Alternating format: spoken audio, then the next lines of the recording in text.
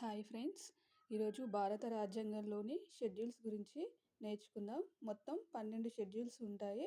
అందులో first schedule ఇండియాలోని రాష్ట్రాలు మరియు కేంద్రపాలిత ప్రాంతాలు, వాటి పేర్లు మరియు భూభాగాలు. ఫస్ట్ షెడ్యూల్లో ఏముంటాయండి? రాష్ట్రాలు, కేంద్రపాలిత ప్రాంతాలు, వాటి పేర్లు.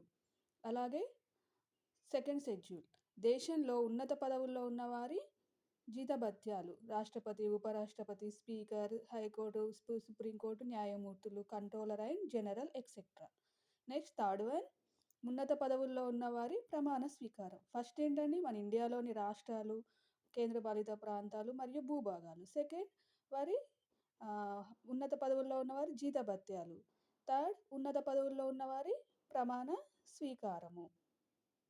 అలాగే ఫోర్త్, రాజ్యసభలో వివిధ రాష్ట్రాలకు గల ప్రాతినిధ్యం మరియు కేంద్రపాలిత ప్రాంతాలకు గల ప్రాతినిధ్యం గురించి చెప్తుంది.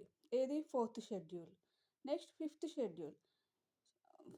ఫిఫ్త్ షెడ్యూల్లో ఎస్సీ, ఎస్టీ, షెడ్యూల్డ్ జాతులు, షెడ్యూల్డ్ తెగలు ప్రజల పాలన కోసం, వీళ్ళ యొక్క పాలన కోసం, వాళ్ళ ప్రాంతాల పరిపాలన కోసం చేపట్టాల్సిన ప్రత్యేక చర్యలు. ఎవరు? ఎస్సీ, ఎస్టీ వాళ్ళ కోసము ప్రత్యేక చర్యలు ఫిఫ్త్ షెడ్యూల్లో ఉంటాయి. అలాగే సిక్స్త్ షెడ్యూల్ అస్సాం, త్రిపుర, మేఘాలయ, మిజోరాం రాష్ట్రాల్లో ఎస్సీ, ఎస్టీల అభివృద్ధికి ప్రత్యేకంగా ఏర్పాటు చేసే ట్రైబల్ డెవలప్మెంట్ కౌన్సిల్ గురించి చెప్తుంది.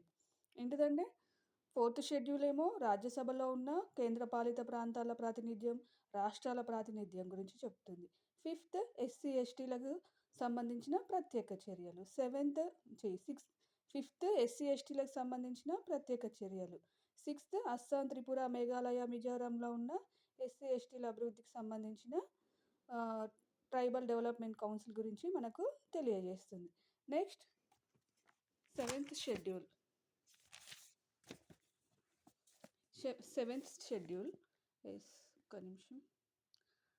సెవెంత్ షెడ్యూల్ కేంద్ర రాష్ట్రాల మధ్య అధికారాలు మరియు విధుల పంపిణీ, అలాగే కేంద్ర జాబితా, ఉభయ జాబితా గురించి చెప్తుంది. సెవెంత్ షెడ్యూల్ ఏంటంటే కేంద్ర రాష్ట్రాల మధ్య సంబంధాలు మరియు కేంద్ర రాష్ట్రాల మధ్య విధులు పంపిణీ, కేంద్ర జాబితా, ఉభయ జాబితా.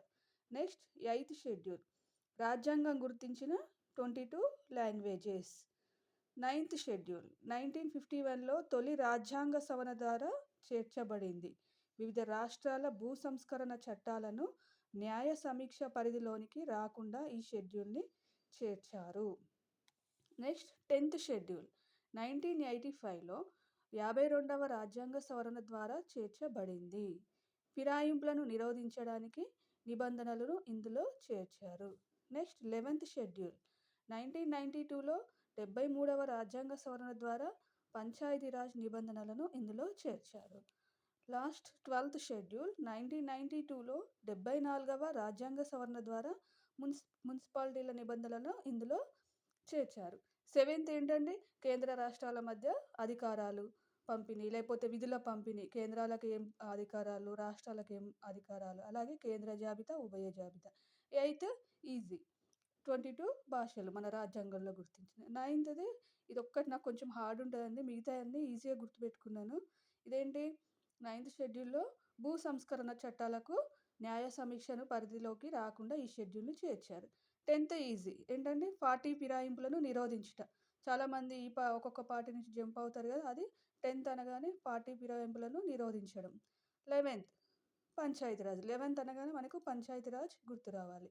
12th అనగానే మున్సిపాలిటీ. మీకు ఈ వీడియో కనుక హెల్ప్ఫుల్ అయితే ప్లీజ్ లైక్ చేయండి అండ్ సబ్స్క్రైబ్ చేసుకోండి.